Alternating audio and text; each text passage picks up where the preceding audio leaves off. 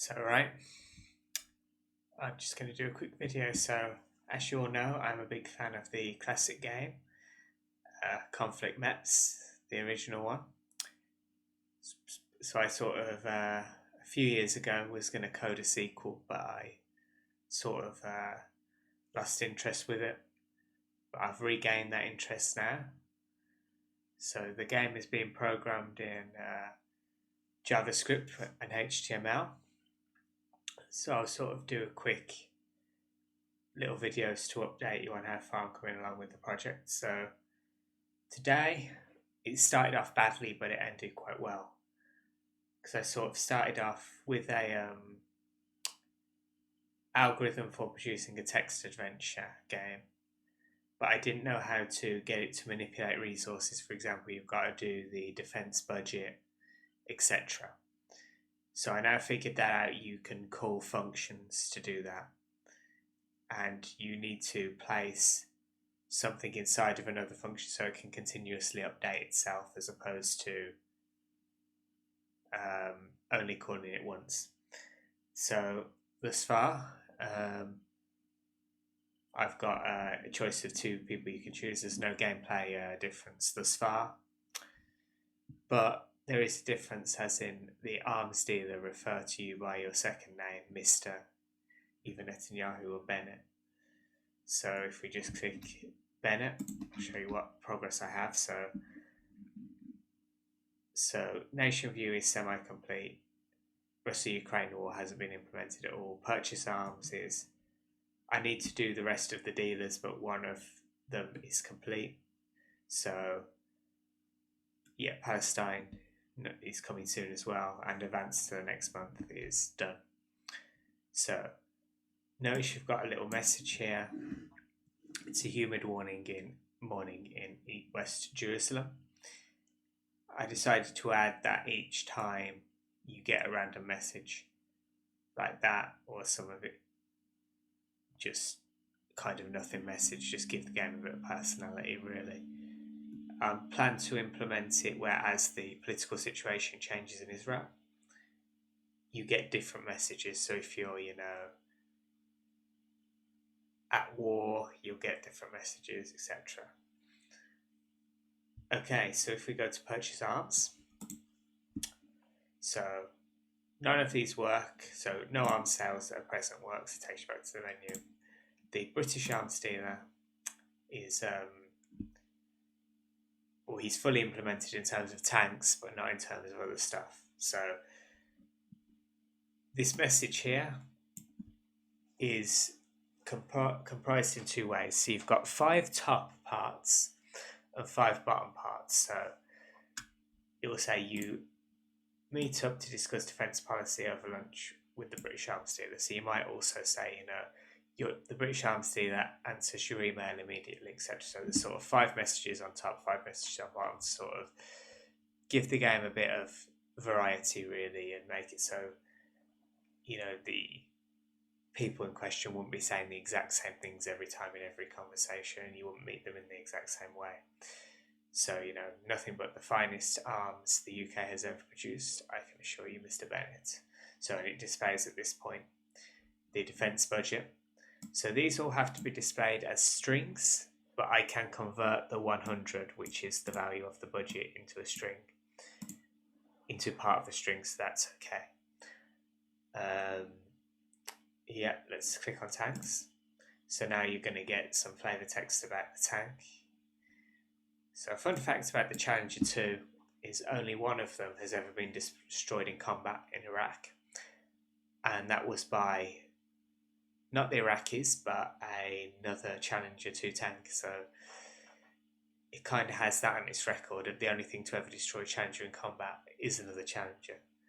So it tells you the number of tanks. I just decided to start Israel with 1,000 and $100 million defense budget. So if I click, say, buy 60, $240 million, the arms dealer will say, it seems you do not have the funds, Mr. Bennett. Now, again, there's 5 different messages there which could be displayed. You will only get the apologise notice.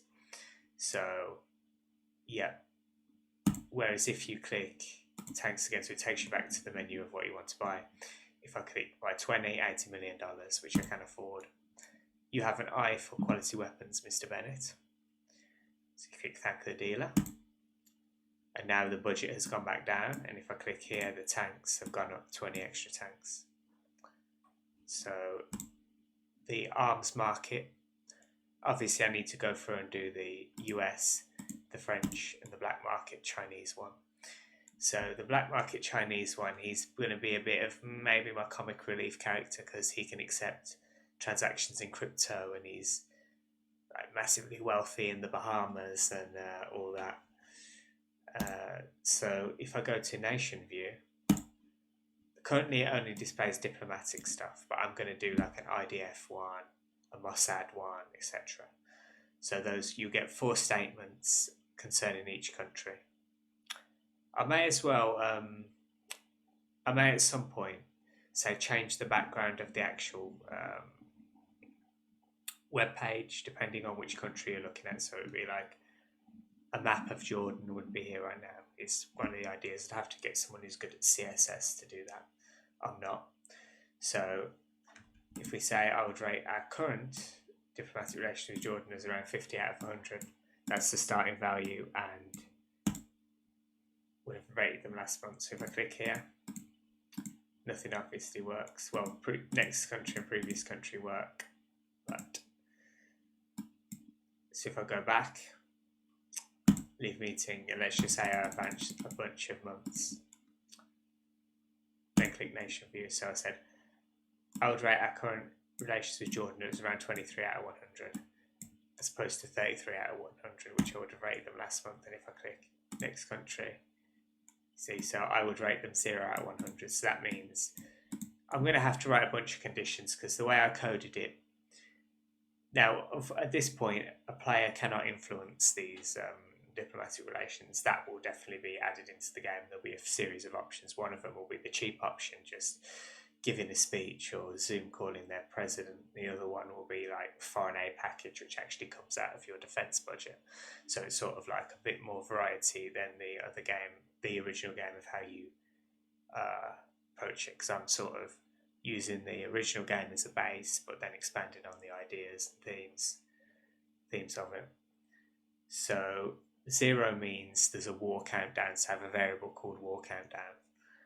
I actually bring up the code, so this file is a mess currently, and I'm aware of that.